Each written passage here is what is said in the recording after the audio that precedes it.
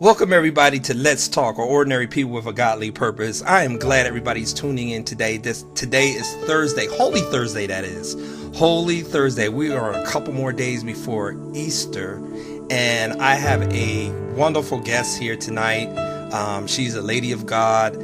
She is not just a woman of God, but she's a virtuous woman.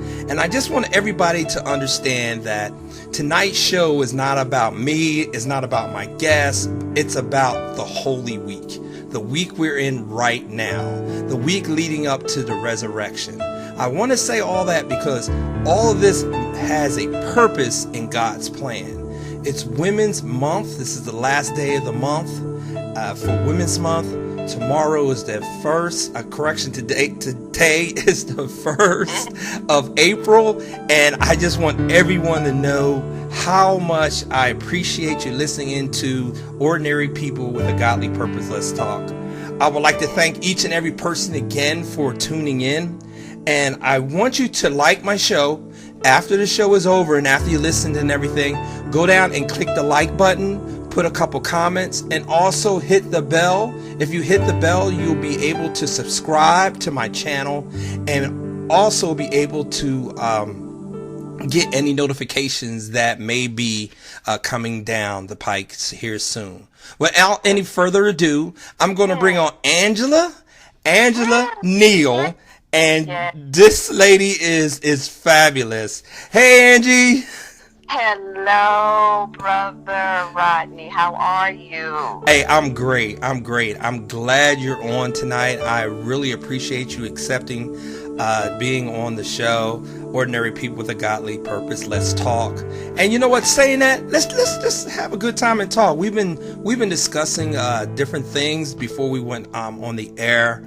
And what stuck out to me the most when I asked you about how would you want to be addressed? I mean, like I said before, we're Women's Month. There's some prominent women in the Bible, and I feel deep down in my heart that you're one of those virtuous women.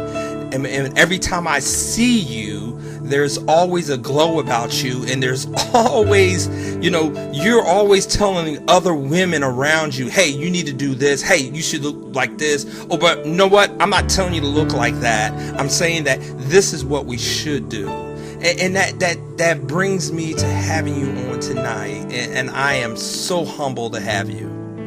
Oh, I am more humbled.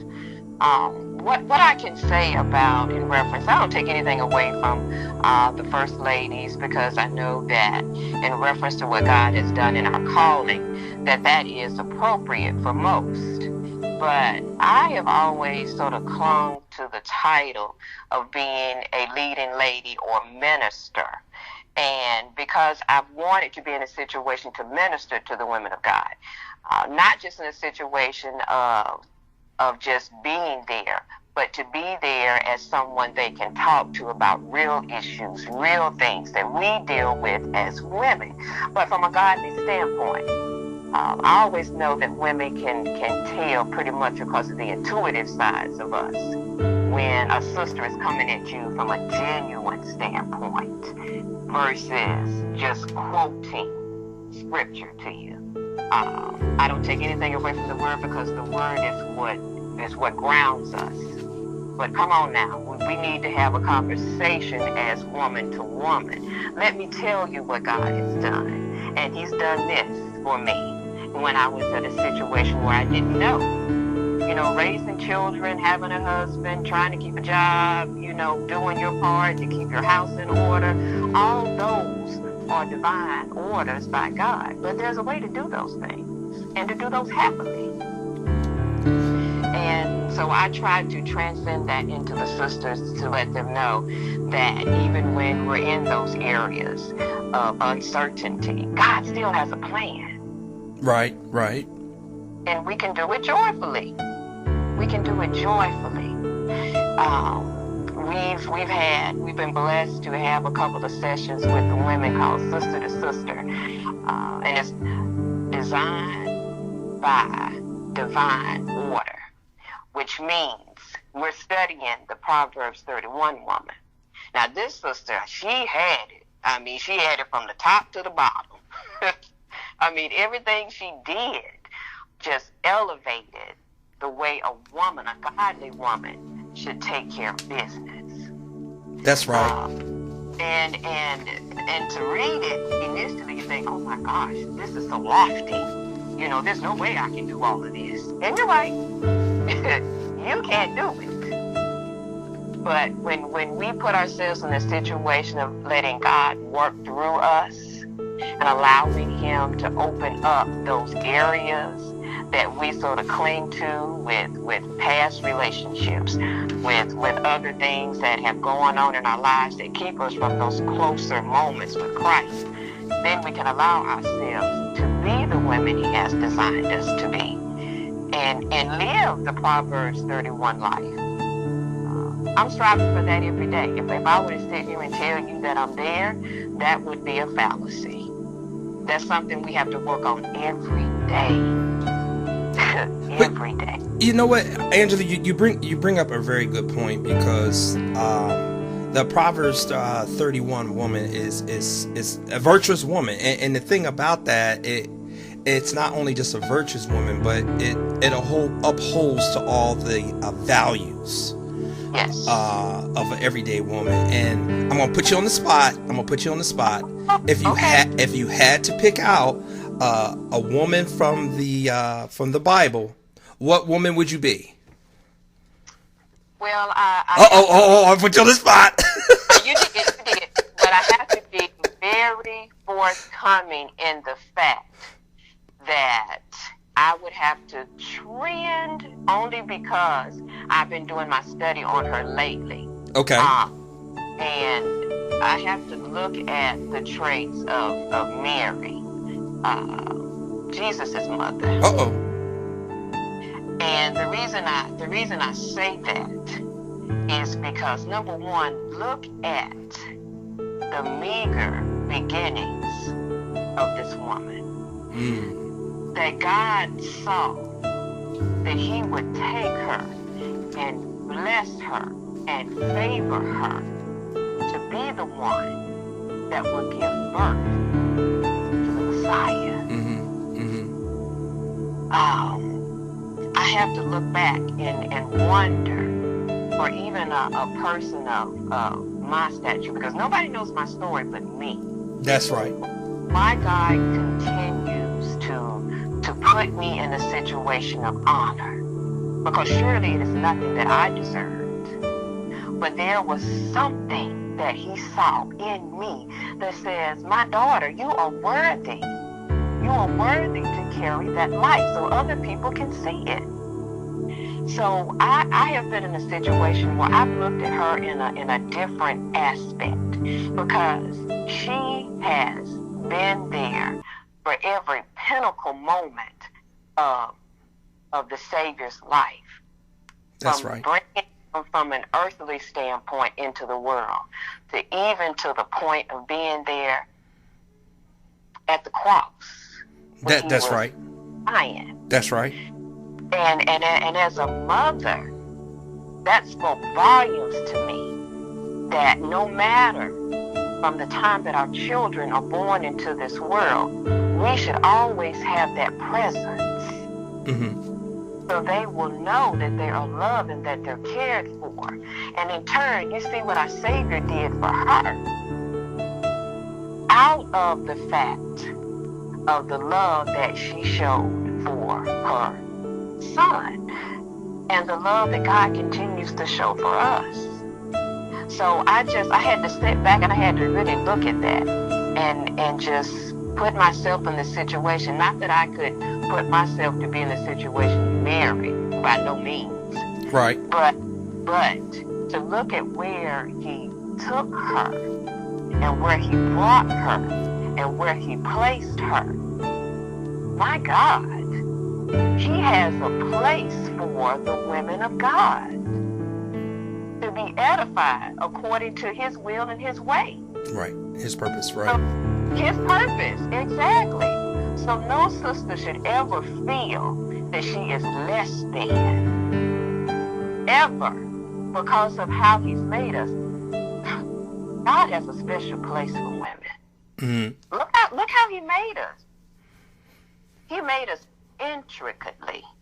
Oh yeah, that's true. Cause I can't have no babies. I'm sorry. Y'all go do some stuff, and I'm telling you, hey, if it was up to me, I'm wussy man. I ain't gonna lie to you, I'm wussy man. so I mean, you guys go through so much, you know. But and you're true, brother. It's not even about the physical part of the pain. Mm-hmm. It's what we've been instructed to do as mothers in the household. We're the ones that instruct. We're the ones that teach. Mm-hmm. Okay, so we have that portion of us that will always be the ones to nurture.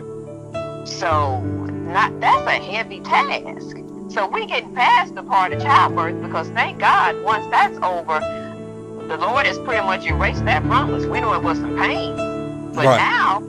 now we're getting ready to really delve into what He's purposed us to do.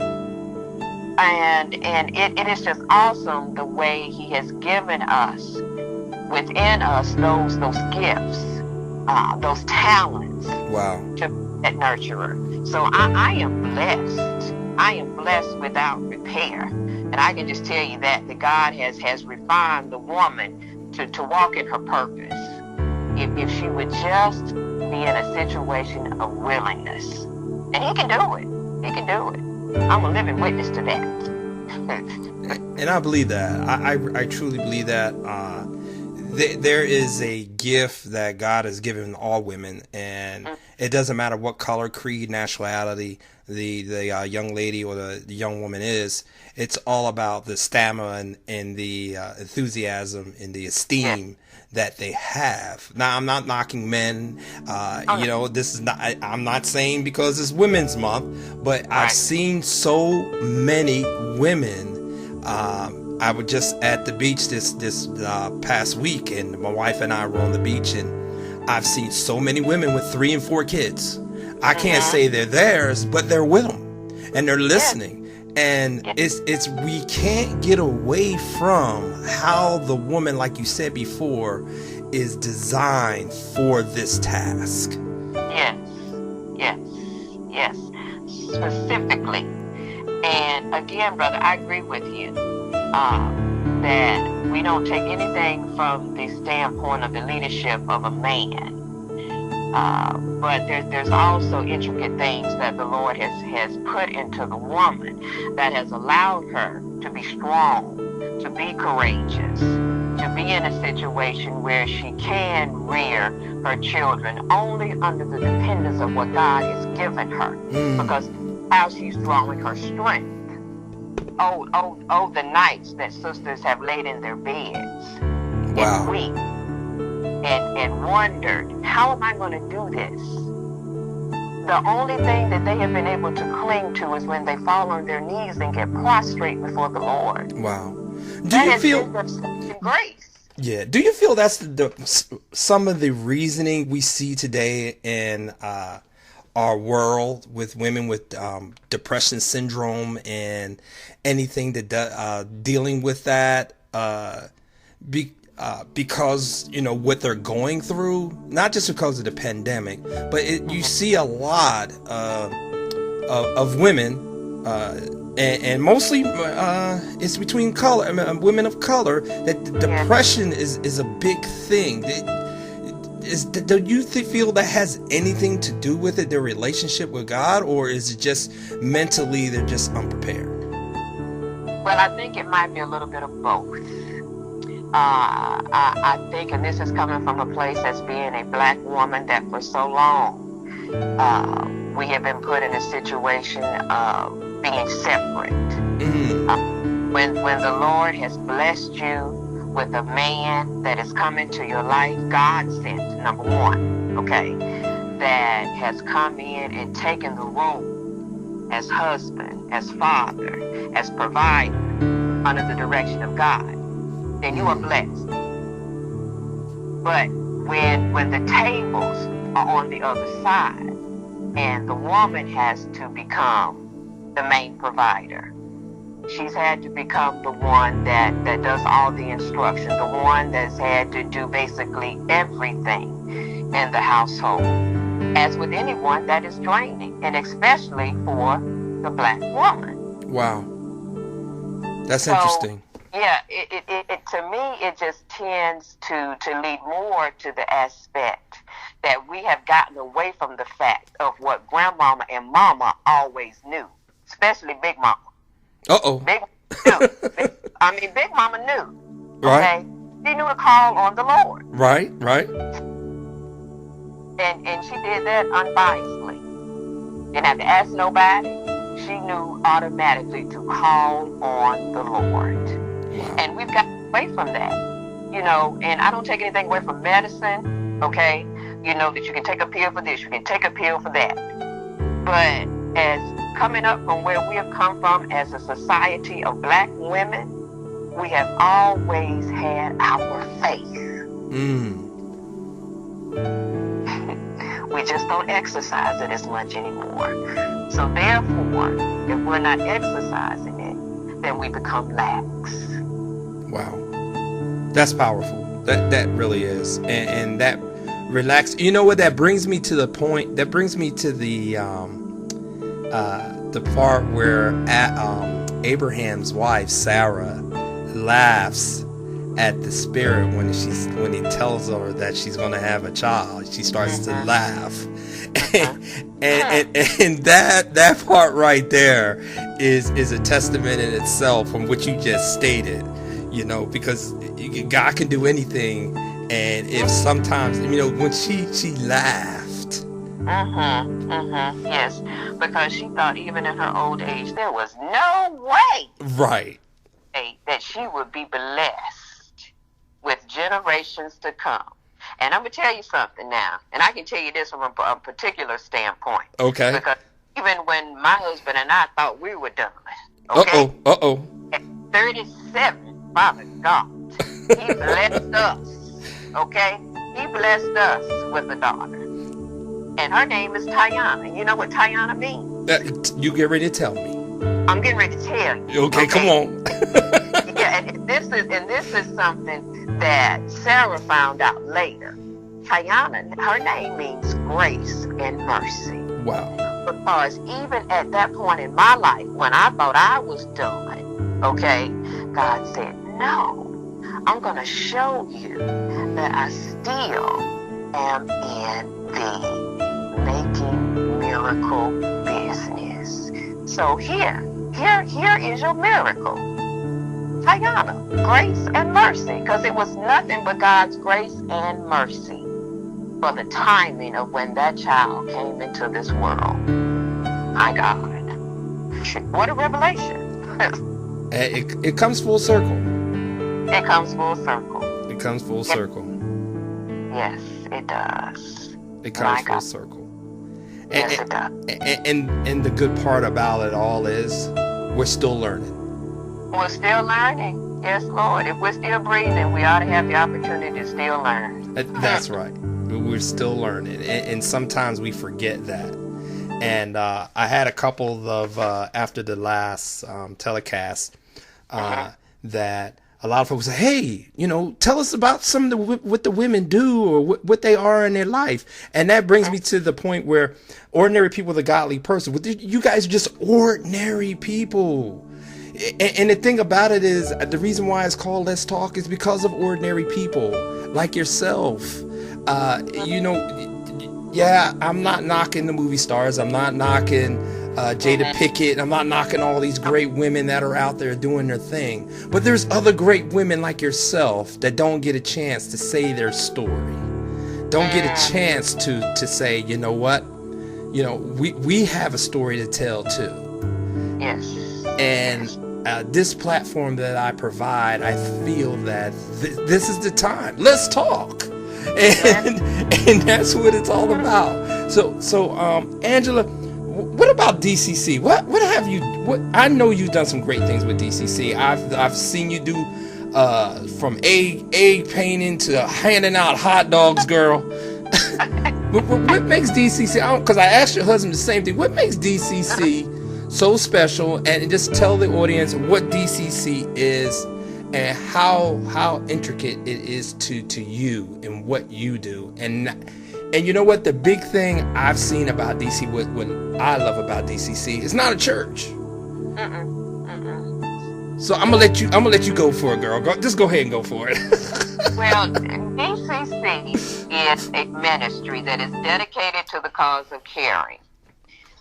We believe that because of the situations that God has allowed us to transpire and walk through, that there was a bigger adjustment and event that He wanted us to glorify Him with.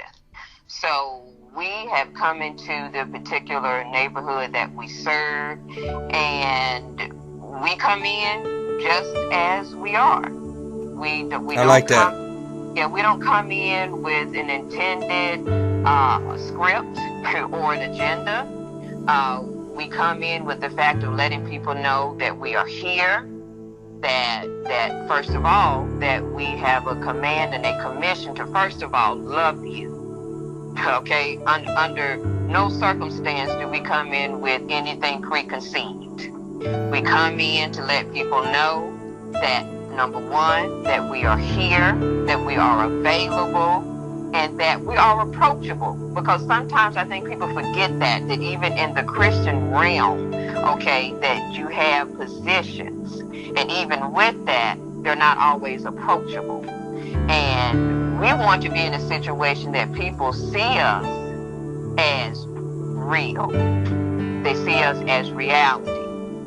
Not that we're in a situation where we're just coming in and just, giving out a hot dog or just giving out some clothes. No, we want to be able to get to know you so that we can have an intimate relationship with you. It's okay for us to go into neighborhoods and be able to be a light. But then what are you leaving?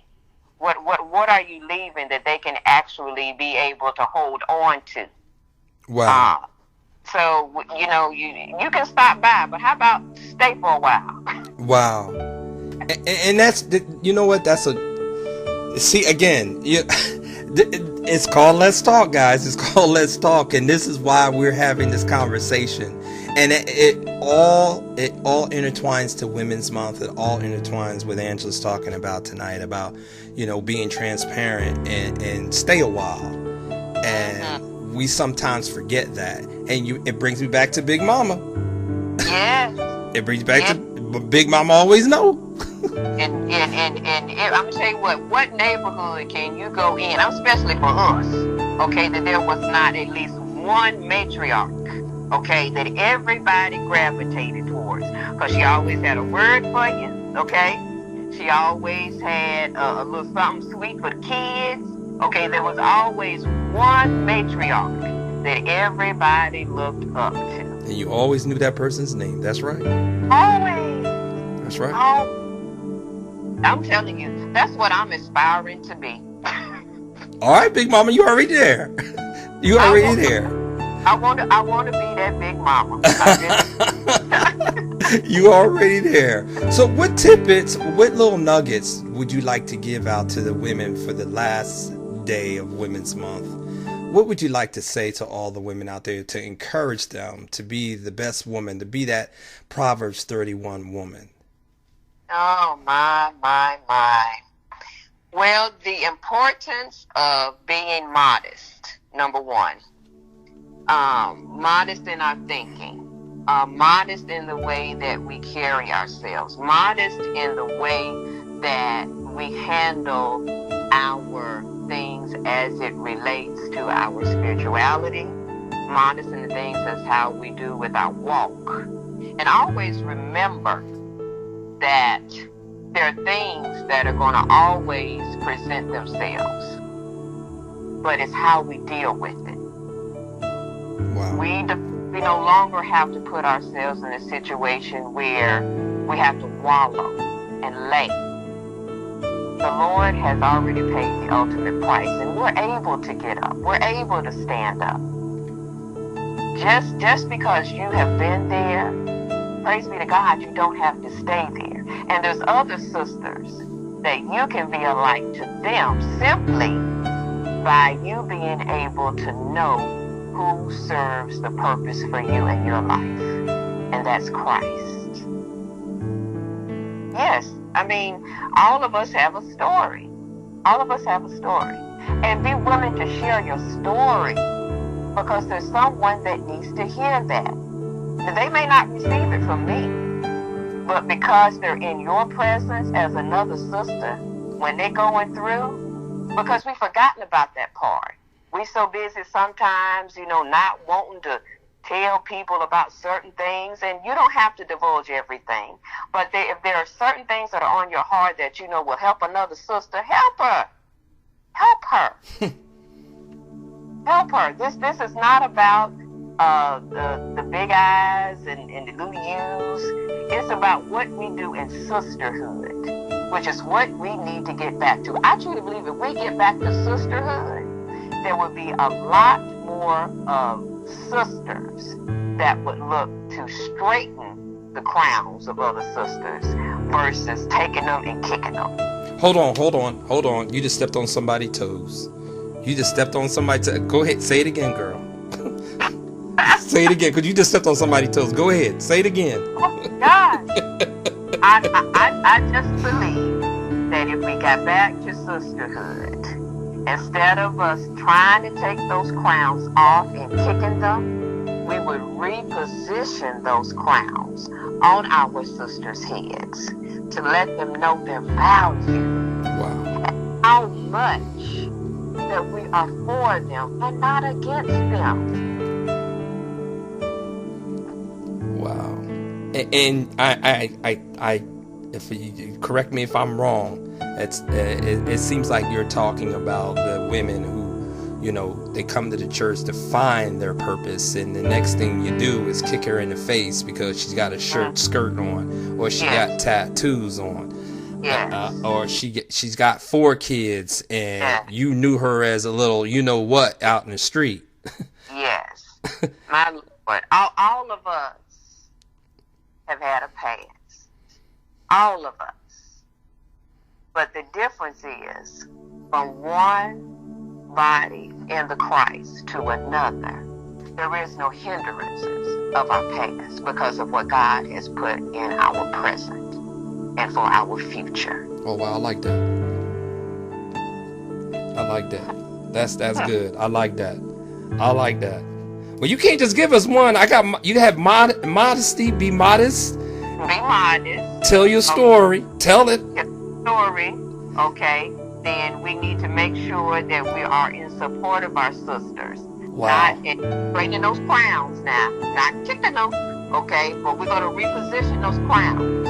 Okay. So those sisters will know that they have the support of other sisters. Because number one, we're intimate creatures. Okay. And we thrive off one another. So if you say something negative about me, then you best believe there's going to be a trickle-down effect of something negative that's going to keep going. No, we're speaking positive. We're speaking affirmation over you and the things in your life. That's what we're doing. Because when you shine, we all shine. That's good. That's good. Because it bring, you see, you bring another one out of me. That brings me to the woman who committed adultery. And they were one of those stones at her. Yes. But now don't let you be the first one, because for every stone you throw, there's 4 or 5 coming right back at you, because you ain't always been perfect. You have not always been perfect. Every person has something, in their past. But thanks be to God, He did not allow it to be uncovered. I hear that. So you're walking in your past, but it does not precede your future. Wow. My Lord, the past is what made us. So we don't forget the past, but we don't live in the past, thank God.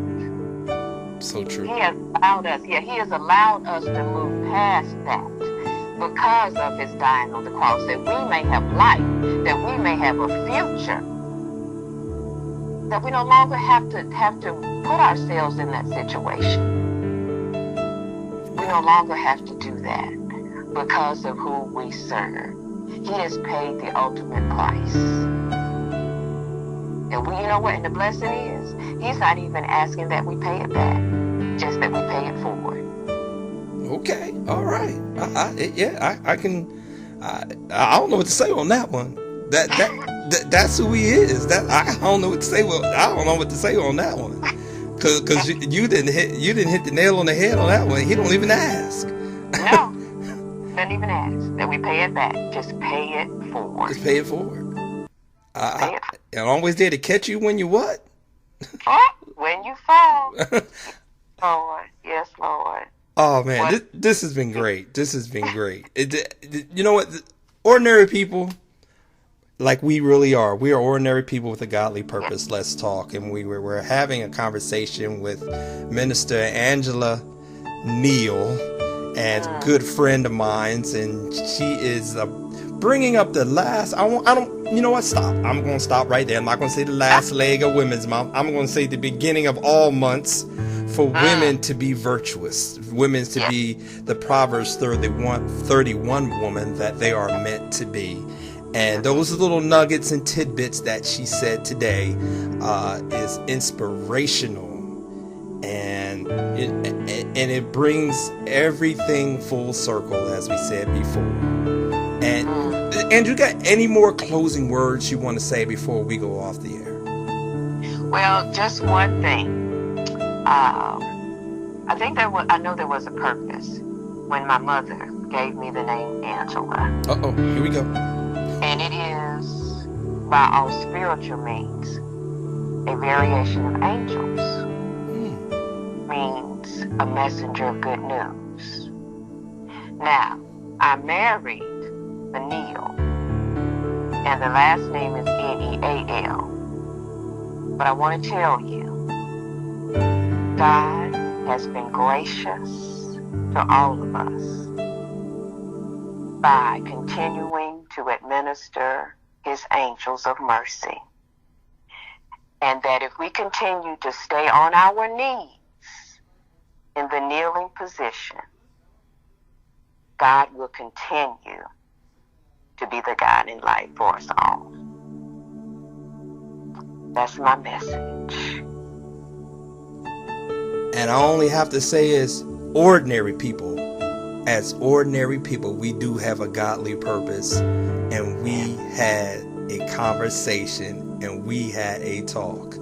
Thank you for tuning in. Thank you, Angela, for being here. And once again, listen to my interviews, listen to the re-recordeds at any time on Who Are You Ministry channel on YouTube. And also like us. If you love what you're hearing, please continue to follow us, subscribe to us, hit the bell, and most of all, have a blessed Resurrection Sunday. Until next time. Amen. Oh, God bless my Lord.